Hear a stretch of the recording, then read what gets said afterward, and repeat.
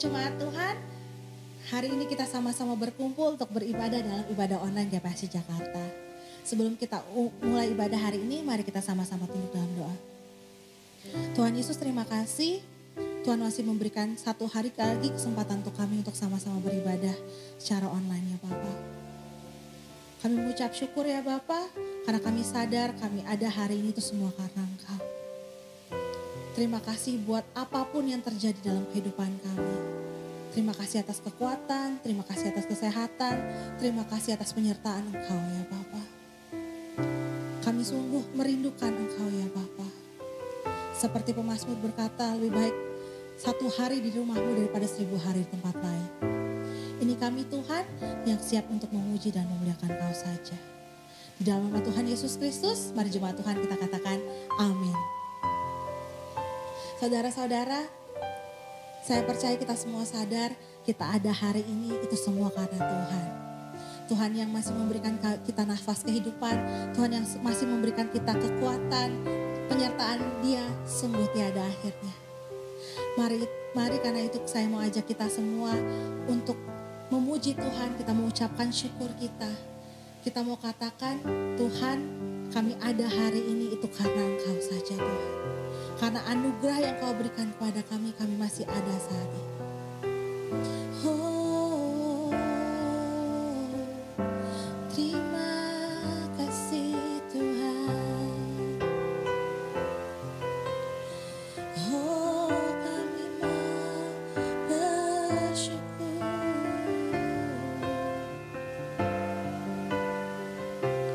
Kita menyanyikan lagu ini sama-sama. Mari kita katakan, ku ada sebab anugerah-Mu, ku ada karena kasih-Mu, Tuhan Yesus. Ku berterima kasih buat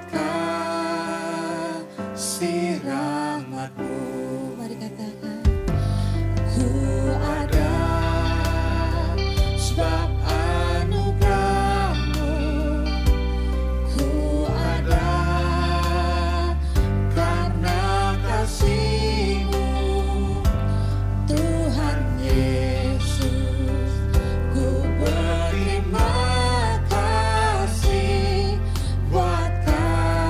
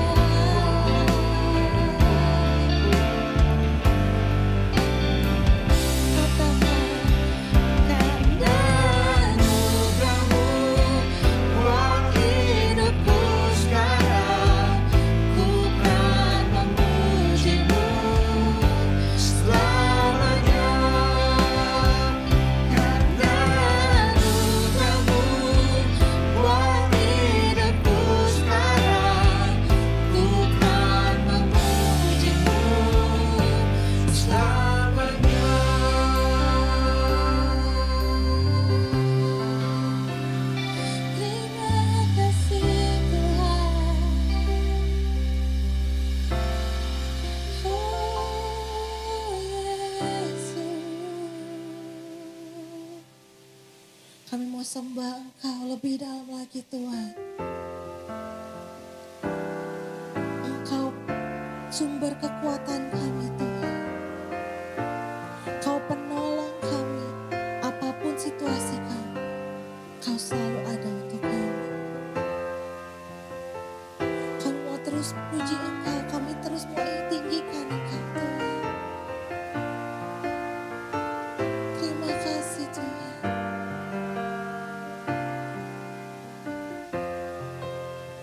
Mari kita mau katakan lagu ini sama-sama. Kau Tuhan, penolong dalam hidupku, ku percaya hanya kepadamu. Kau pegang tanganku dan tuntun langkahku. Yesus, Kau perlindunganku. Kau Tuhan,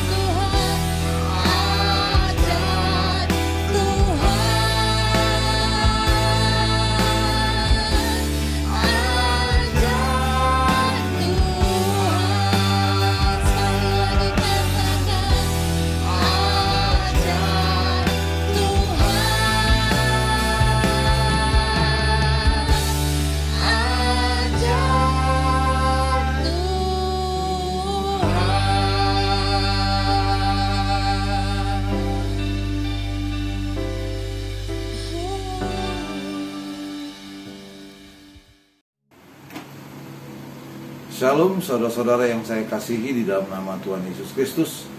Kita kembali bertemu dalam ibadah online GBC Raden Saleh. Dan hari ini merupakan minggu yang ketiga untuk bulan Desember ini. Sebelum kita mendengarkan firman Tuhan, mari kita meminta hikmat bijaksana dari Tuhan, agar Tuhan kiranya memberkati pemberitaan firman Tuhan ini. Mari kita berdoa. Bapa, di dalam nama Yesus Kristus, terima kasih Tuhan pada pagi hari ini. Kami sungguh mengucap syukur atas penyertaan Tuhan di dalam kehidupan kami sepanjang minggu ini. Sungguh kami Tuhan merasakan tangan Tuhanlah yang menuntun kami, sehingga kami boleh melewati hari-hari kehidupan yang kami jalani sepanjang minggu ini. Dan kami bersyukur Tuhan, di minggu ini kami masih memiliki waktu untuk boleh belajar dari firman-Mu ya Tuhan, yang menjadi pedoman di dalam kehidupan kami. Berbicaralah Tuhan, dan melalui hamba sebagai saluran berkat Tuhan pagi hari ini untuk setiap pendengar ya Tuhan. Di dalam nama-Mu Tuhan Yesus, kami akan mendengarkan sabda Tuhan. Dalam nama-Mu Tuhan Yesus Kristus kami berdoa mengucap syukur. Amin. Saudara-saudara yang saya kasihi di dalam nama Tuhan Yesus Kristus, tema bulanan kita adalah menyambut Yesus datang kembali. Dan pagi hari ini saya akan membawa tema kita yang berkaitan dengan tema bulanan kita, yaitu hakikat menyambut kedatangan Yesus Kristus. Dan saudara-saudara, karena saya juga melihat minggu depan tanggal 26 saya juga akan melayani, oleh sebab itu khotbah yang saya bawa ini akan berseri, saudara-saudara ya. Dan inilah seri pertama, dan sisanya nanti minggu depan kita akan kupas bersama-sama dengan tema yang sama.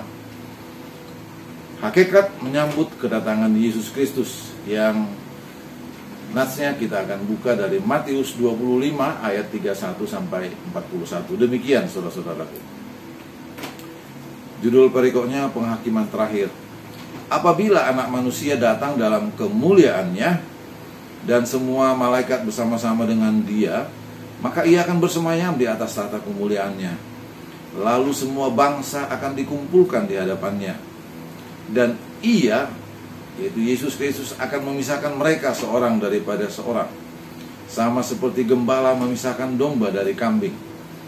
Dan Ia akan menempatkan domba-domba di sebelah kanannya dan kambing-kambing di sebelah kirinya.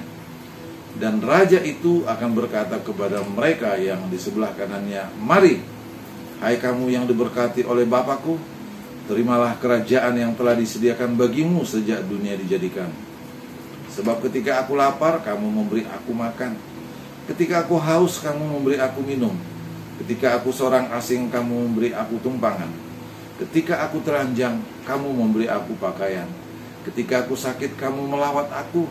Ketika aku di dalam penjara, kamu mengunjungi aku." Maka orang-orang benar itu akan menjawab Dia, katanya, "Tuhan, bila manakah kami melihat Engkau lapar dan kami memberi Engkau makan, atau haus dan kami memberi Engkau minum? Bila manakah kami melihat Engkau sebagai orang asing dan kami memberi Engkau tumpangan, atau telanjang dan kami memberi Engkau pakaian? Bila manakah kami melihat Engkau sakit atau dalam penjara dan kami mengunjungi Engkau?" Dan Raja itu akan menjawab mereka, "Aku berkata kepadamu, sesungguhnya segala sesuatu yang kamu lakukan untuk salah seorang dari saudaraku yang paling hina ini, kamu telah melakukannya untuk aku." Dan Ia akan berkata juga kepada mereka yang di sebelah kirinya, "Enyahlah dari hadapanku, hai kamu orang-orang terkutuk, enyahlah ke dalam api yang kekal yang telah sedia untuk iblis dan malaikat-malaikatnya." Demikian saudara-saudara pembacaan nats kita. Nanti saudara bisa lanjutkan sampai sebetulnya ayat ini sampai ayat 46. Tapi saya potong sampai di situ aja. Baik, saudara, biasanya ya kita lebih fokus pada kedatangan Yesus kedua kali. Ya. Dan kalau kita lihat dari 20 tahun yang lalu, begitu banyak seminar-seminar mengenai akhir zaman, kan gitu ya. Banyak hamba-hamba Tuhan mengkhotbahkan, memberitakan mengenai kedatangan Tuhan Yesus Kristus yang kedua kali atau akhir zaman. Tetapi pada belakangan ini sudah mulai menurun, saudaraku ya. Nah, dari nats yang kita baca, saudara-saudaraku, ternyata ya, nats kita mengajar kepada kita supaya kita lebih fokus kepada kedatangan Yesus atau kehadiran Yesus di dalam kehidupan kita sehari-hari. Amin, saudaraku. Yaitu dengan apa? Dengan memperdulikan orang-orang yang membutuhkan perhatian atau pertolongan kita, saudara. Ya, itu tadi telah kita baca. Ya, bagaimana di dalam penghakiman terakhir Yesus ya yang diwakilkan oleh orang-orang yang terhina, dikatakan. Artinya terhina di situ yang marginal, ya, yang butuh pertolongan. Di situ Yesus sebetulnya hadir, tetapi kita abai, saudara. Dan saya percaya dan meyakini bahwa kalaupun Tuhan datang nanti yang kedua kali ya, dan memang itu kita harus imankan sebagai orang Kristen, ya, kita imani gitu ya. Itu hanya merupakan bonus, saudara-saudara, yang kita peroleh dari Tuhan. Amin. Iya, itu hanya bonus Tetapi inti yang telah kita bacakan sebetulnya adalah bagaimana kita mengekspresikan atau mengartikan kedatangan Tuhan, kehadiran Tuhan di dalam kehidupan kita sehari-hari. Itu saudara-saudara. Nah, dalam pembacaan nas kita pada hari ini, pagi hari ini saudara-saudaraku, ada 3 kebenaran yang perlu kita pelajari, ya. Dan memang inti dari kebenaran itu nanti adalah minggu depan, ya. Tetapi di sini sebagai preambulnya saya melihat, ya, kebenaran yang pertama yang perlu kita pelajari, dan ini perlu saya sampaikan, dan mungkin di khotbah yang dulu-dulu pernah saya sampaikan juga, tapi saya tidak jemu-jemu, ya, dengan perkembangan yang sekarang, ya, bahwa kebenaran yang pertama yang kita pelajari dari pembacaan nas ini adalah bahwa Yesus Kristus adalah Tuhan, saudara. Mengapa saya katakan? Ya, karena di ayat 31 dikatakan, apabila anak manusia datang dalam kemuliaannya dan semua malaikat bersama-sama dengan dia, maka ia akan bersemayam di atas tahta kemuliaannya. Lalu semua bangsa, dikatakan semua bangsa loh, ya, akan dikumpulkan di hadapannya, dan ia akan memisahkan mereka seorang daripada seorang, sama seperti gembala memisahkan domba dari kambing, dan seterusnya, saudaraku. Artinya apa? Yesus akan duduk sebagai hakim, saudara. Nah, mengapa saya katakan bahwa Yesus adalah Tuhan? Coba kita pikir dan renungkan. Jumlah penduduk sekarang aja udah 7 miliar lebih. Nah, bagaimana dia? Kalau dia hanya sebagai manusia biasa bisa menghakimi orang begitu, saudara? Kalau bukan Tuhan. Di sini rahasianya, saudara. Disinilah rahasia bahwa Yesus yang memiliki gelar anak manusia itu adalah Tuhan. Ya.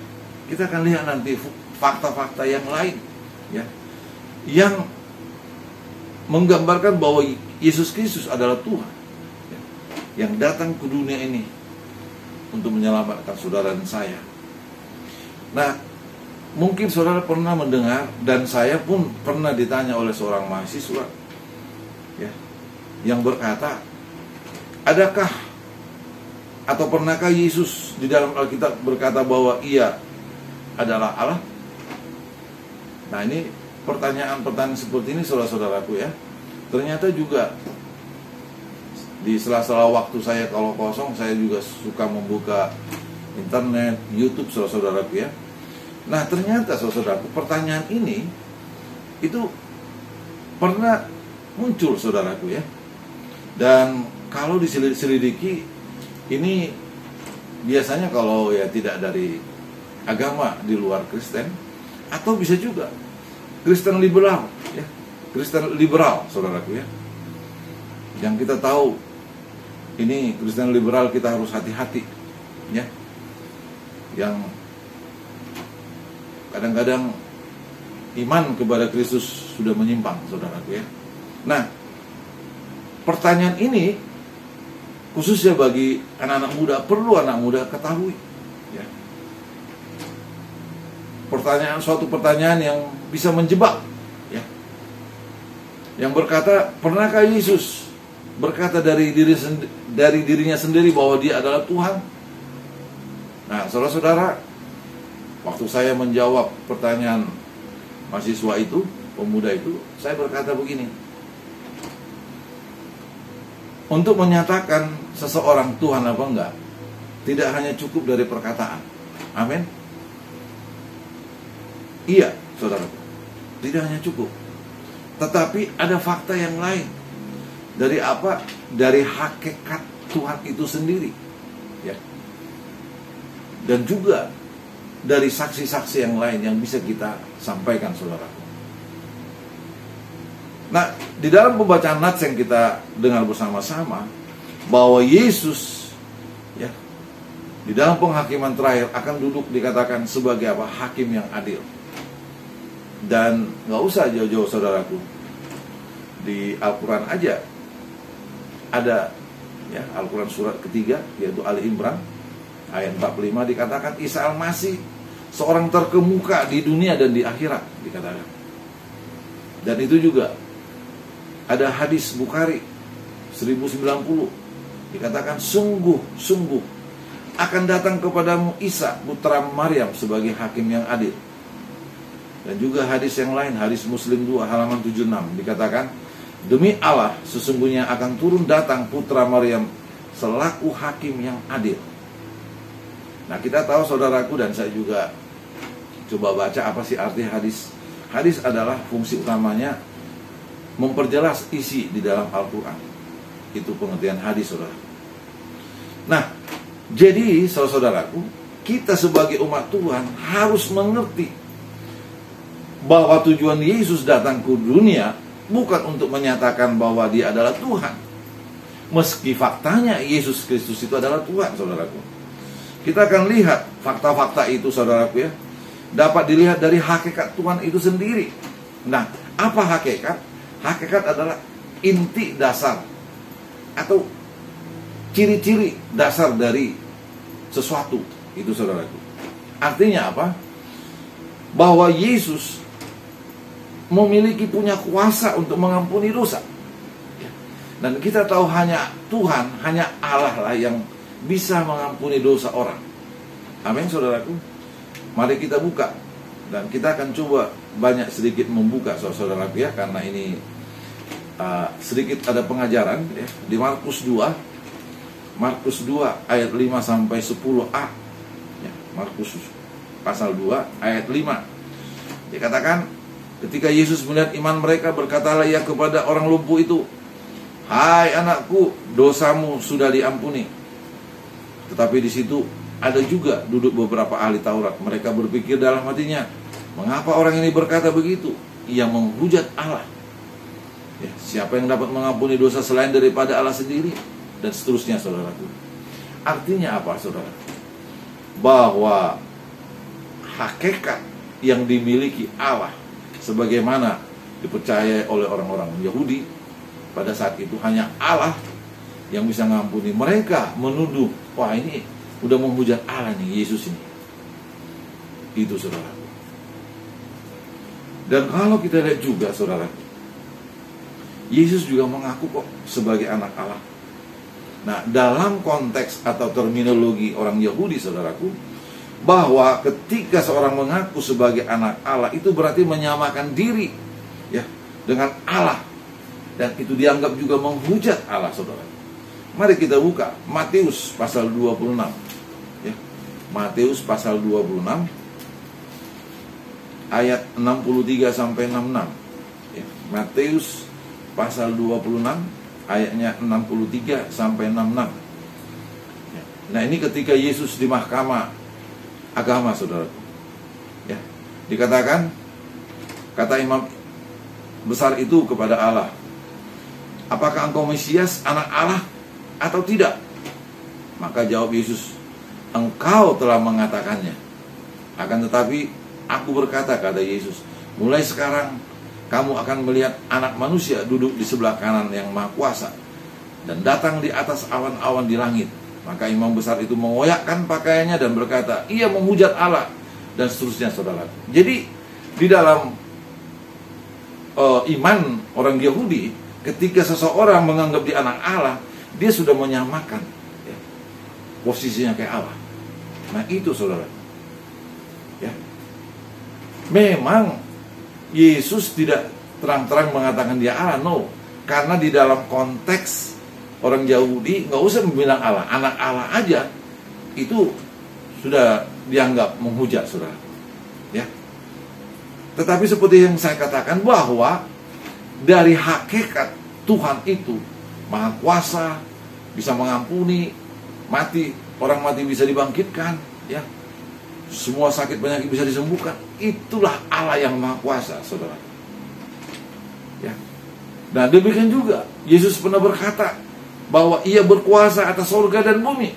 Nah, siapa sekarang di antara manusia atau pemimpin agama pun yang bisa berkata berkuasa di surga dan bumi? Nggak ada, hanya Yesus. Dan itu bisa kita lihat di dalam Matius 28, saudaraku, ayat 18, ya. Ketika Yesus mau naik ke surga, dia berkata, segala kuasa di surga dan di bumi telah diserahkan kepadaku, dikatakan. Itu menunjukkan hakikat Tuhan itu. Dan yang lain, saudara, Yesus berkata bahwa ia tidak berawal dan tidak berakhir. Ya. Wahyu pasal 22 ayat 13. Kalau kita periksa, saudaraku, ya, bahwa dikatakan ia tidak berawal. Aku adalah Alfa dan Omega, dikatakan. Dan yang terakhir, yang menunjukkan dia hakikat Allah, bahwa dia datang dari surga, bukan dari bumi ini. Coba kita lihat, saudaraku, ya, ada nggak pemimpin agama di dunia ini yang berkata, aku datang dari surga? Tidak ada. Coba kita lihat, ya, Yohanes 8 ayat 23. Yohanes 8 ayat 23. Demikian firman Tuhan, saudaraku.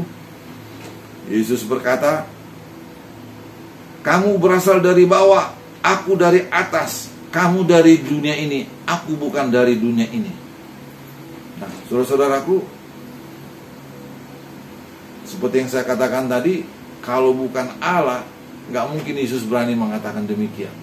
Amin. Tapi itulah fakta atau bukti bahwa dia adalah Allah, saudara. Jadi mulai sekarang, hai anak-anak muda, engkau harus bisa menjelaskan siapa Yesus itu sesungguhnya. Dia adalah Allah.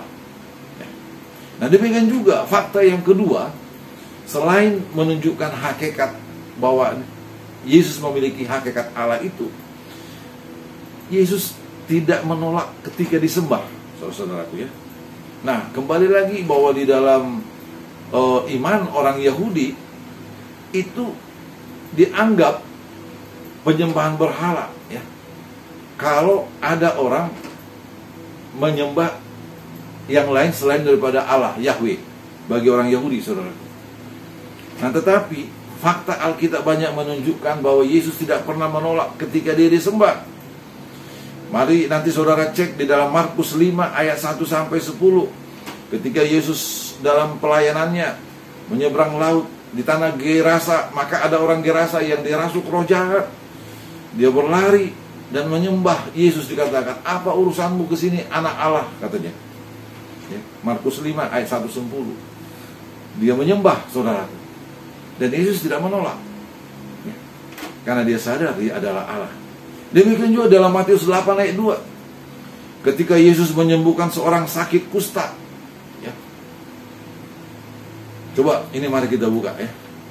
Matius 8 ayat 2, saudaraku, ya. Yesus tidak menolak penyembahan dari orang. Matius 8 ayat 2 dikatakan, saudaraku, maka datanglah seorang yang sakit kusta kepadanya, lalu sujud menyembah dia dan berkata, Tuhan, jika Tuhan mau, Tuhan dapat mentahirkan aku. Datang menyembah Yesus. Dan Yesus tidak menolak. Artinya apa? Karena dia tahu siapa dia, saudara. Demikian juga, nanti saudara boleh buka Matius 9 ayat 18 ayat 26. Ya. Ketika Yesus membangkitkan seorang putri kepala rumah ibadat, ya, baru meninggal, dan kepala rumah ibadat itu tahu bahwa Yesus ini adalah yang diutus Tuhan yang maha kuasa. Dia datang minta tolong, dan Yesus akhirnya membangkitkan, dan kepala rumah ibadat itu menyembah Yesus, saudara. Buka Matius 9 ayat 18 ayat 26. Demikian juga waktu Yesus berjalan di atas air dalam Matius 14 ayat 22 sampai 33. Maka murid-murid ketakutan pada waktu itu. Mereka mengira itu hantu. Tapi Yesus berkata, ini aku, dikatakan. Maka datang Petrus. Kita tahu Petrus ini kan orangnya spontan dan berani. Jika engkau itu Tuhan, suruhlah aku berjalan, dikatakan. Ya, silakan jalan, kata Yesus. Petrus berjalan di atas air. Tetapi karena kebimbangan Petrus, dia hampir mau tenggelam. Dia minta tolong sama Tuhan. Tuhan akhirnya menolong dia. Hai orang yang kurang percaya, dikatakan Yesus. Dan ketika mereka sama-sama masuk ke perahu, maka semua orang murid-murid menyembah Yesus. Yesus tidak menolak penyembahan. Ya. Dan mereka berkata di ayat 33 dari Matius 14, sesungguhnya engkau anak Allah. Itu pengakuan saudara. Demikian juga di dalam Matius 15 ayat 21 sampai 28. Ketika perempuan Kanaan yang percaya kepada Yesus, ya, bahwa Yesus mampu mengusir roh jahat atau kerasukan yang putrinya kerasukan setan, saudaraku, ya. Dan perempuan Kanaan itu meminta pertolongan dan menyembah Yesus. Dikatakan sampai Yesus berkata tidak layak, ya, memberi roti kepada anjing, dikatakan. Tetapi orang Kanaan itu begitu beriman, dikatakan, tetapi anjing itu bisa mendapatkan remah-remah dari roti itu, dikatakan. Yesus berkata, imanmu besar, dikatakan. Kenapa? Karena sungguh-sungguh orang Kanaan itu, perempuan Kanaan itu merasa dia merendahkan diri, saudara. Suatu kejujuran yang dilihat Yesus di dalam iman orang itu, saudara. Dan kita tahu perempuan Kanaan itu menyembah Yesus, ya. Dia mendekat dan menyembah Yesus, dikatakan di dalam Matius 15 ayat 21 sampai 28. Demikian juga saudara-saudara di dalam Matius 28 ayat 1 sampai 10. Ketika Maria Magdalena dan Maria yang lain saat menjenguk ke kubur Yesus, ya. Karena Yesus pernah berkata, nanti hari ketika aku bangkit, mereka mencoba melihat.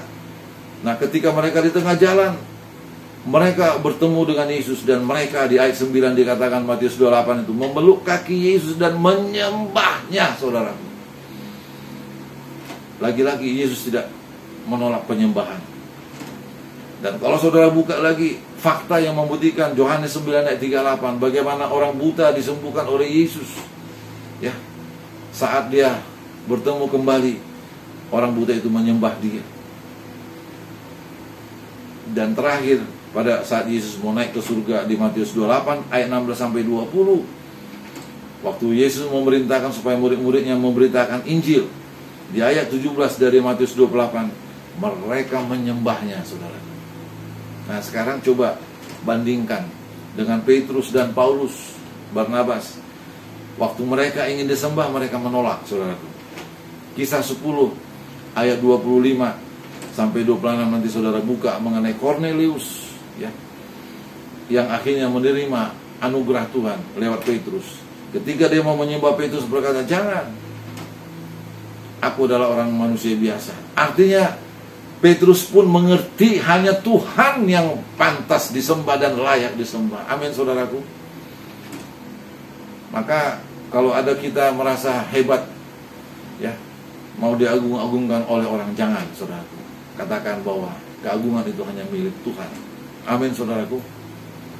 Demikian juga waktu Paulus dan Barnabas dalam pelayanan mereka, saudaraku, di dalam Kisah 14 ayat 9 sampai 15, ya, sampai mereka menggolongkan Paulus sebagai dewa Hermes dan Barnabas dewa Zeus, ya.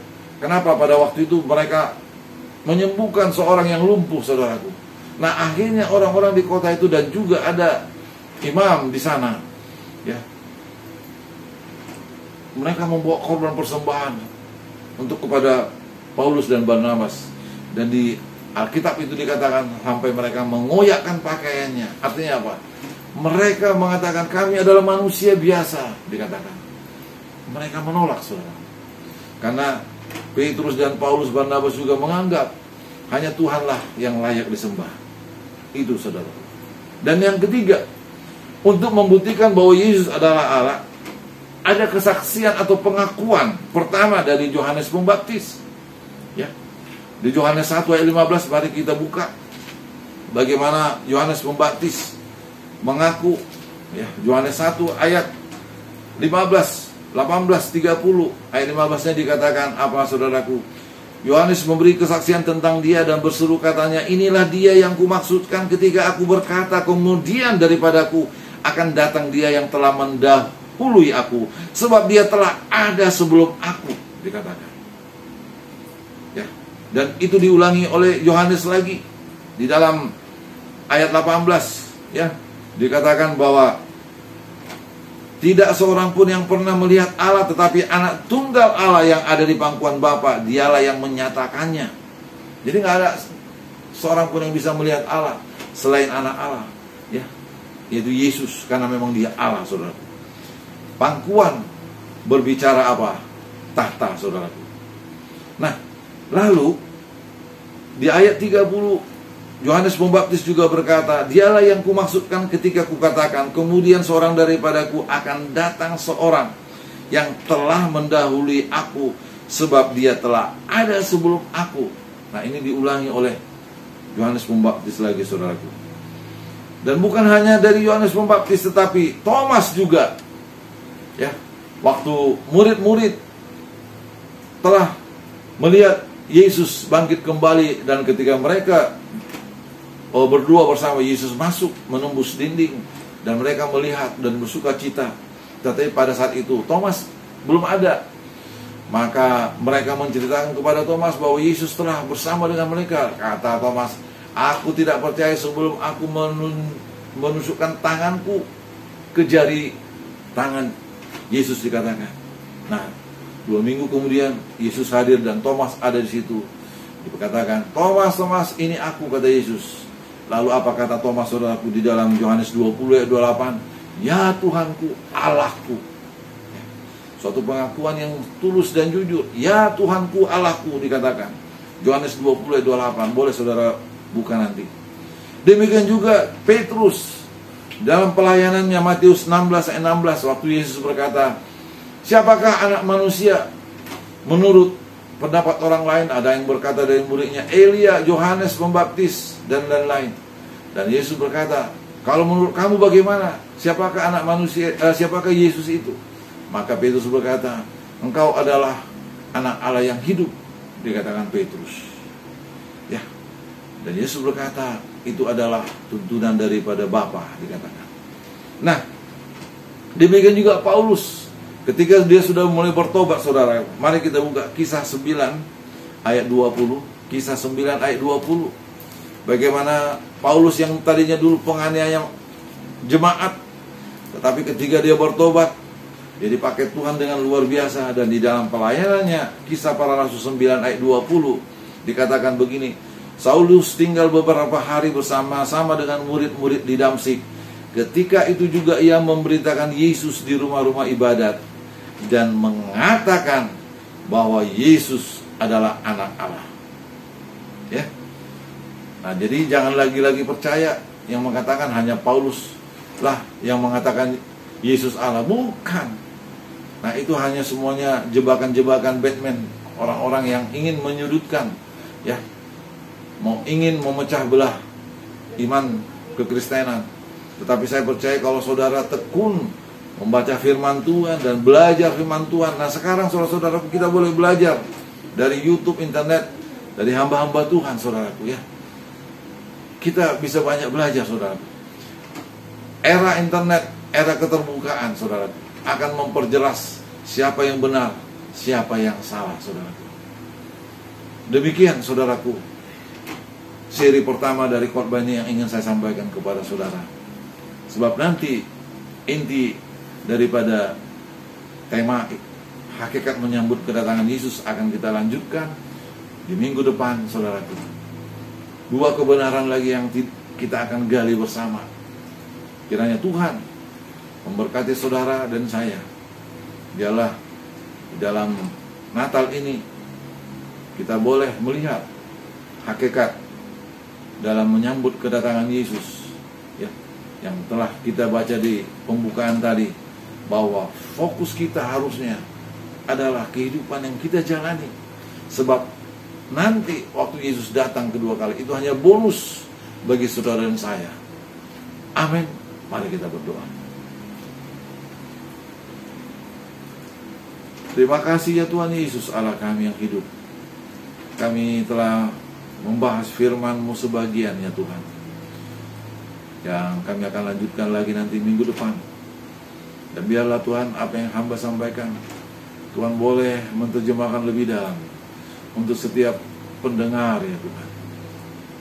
Kami percaya Tuhan, dan sungguh sangat percaya Engkau adalah Allah yang turun ke bumi ini untuk menyelamatkan kami yang berdosa itu.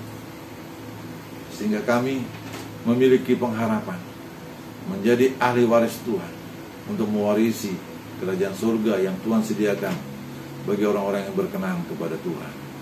Terpujilah nama-Mu Bapa. Dalam nama-Mu ya Yesus Tuhan kami berdoa mengucap syukur dan memohon. Yang percaya katakan amin. Mari kita angkat tangan kita saudara-saudara. Mari kita terima berkat daripada Tuhan.